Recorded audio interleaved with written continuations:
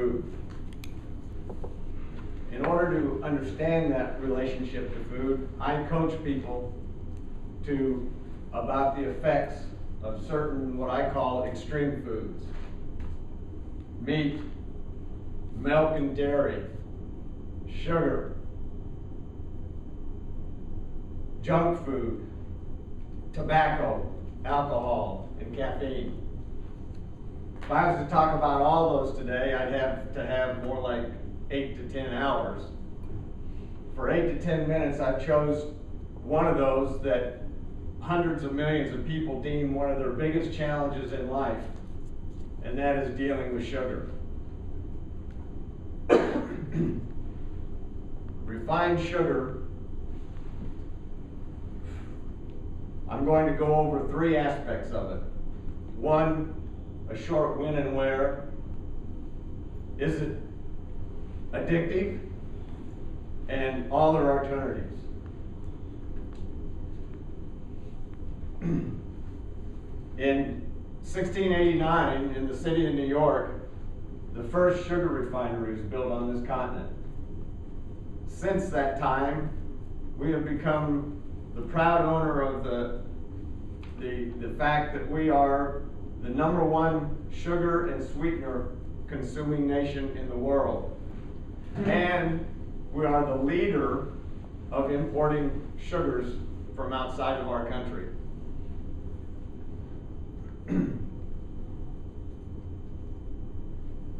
We have gone from very little sugar consumption during that time to consuming well over 150 pounds of sugar per person per year on this continent. We obviously have a sugar tooth, a sweet tooth. But we've always had a sugar tooth, a sweet tooth. Thousands of years ago, people craved sweets. During that time, though, we looked to the grains and the beans and the vegetables and the fruits for our sweets. And wrapped in those packages were the vitamins and the minerals and the enzymes and the proteins and the fiber that supported our abundance and our health and our wellness during those times. Refined sugar is a different story. There is no protein. There is no vitamins. There is no minerals. There are no enzymes, and there is no fiber. In our society, refined sugar comes under many names.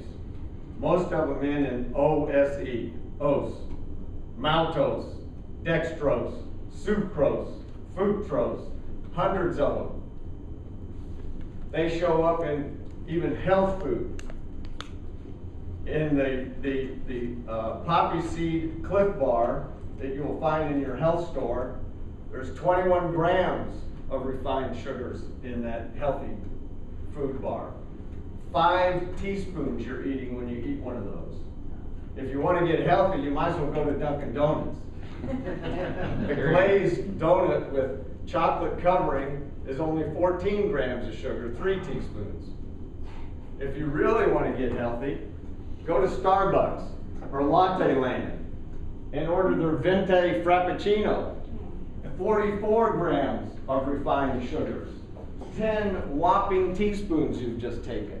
A full week's supply of the sugar that you need in your body.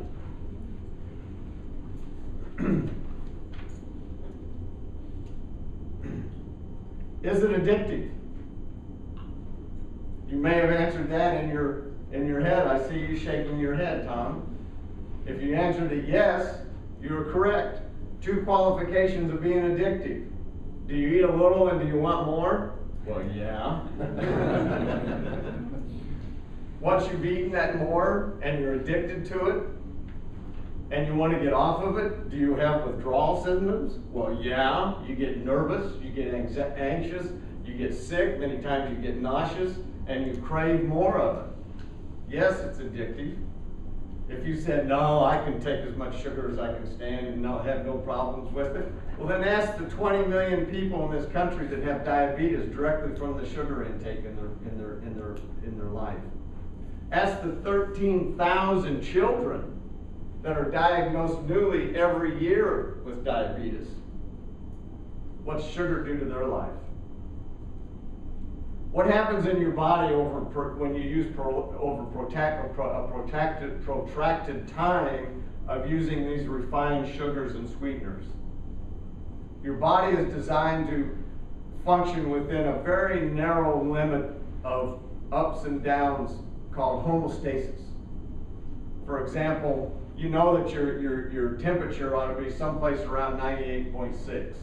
A degree under, a degree over, not too bad. You go much more than that, though, the body starts going into convulsions or goes into dying of too cold. We're designed that if we get hot, we sweat and cool down. We get cold, we shiver and warm up. But when you have an extended time of eating too much refined sugars and sweeteners, the blood does the same thing.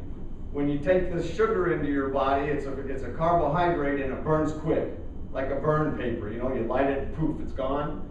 The carbohydrates light, burn, and your sugar levels spike, hyperglycemia. It burns quick and your sugar levels go down outside of the parameters set by your body, hypoglycemia. Do that over your period of time of your life, and you have diabetes coming out the other end of it. The 6th leading cause of death in the United States is diabetes.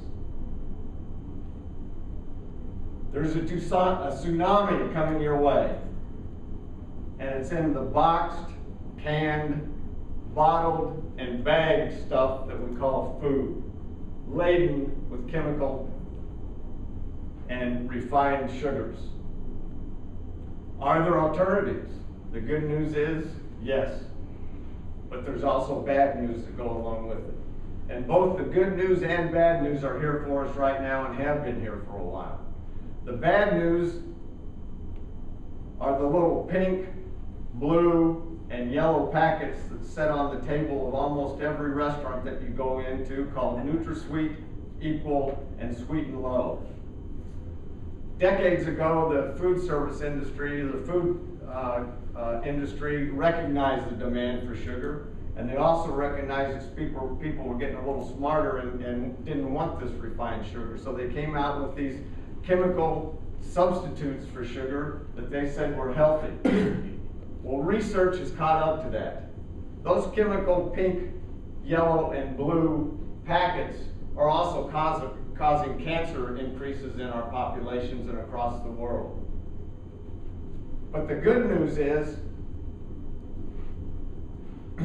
there are alternatives to sweeteners and refined sugars, and we only have to look to our ancestors. They went for the grains and the fruits and the vegetables, and they found that maple syrup and maple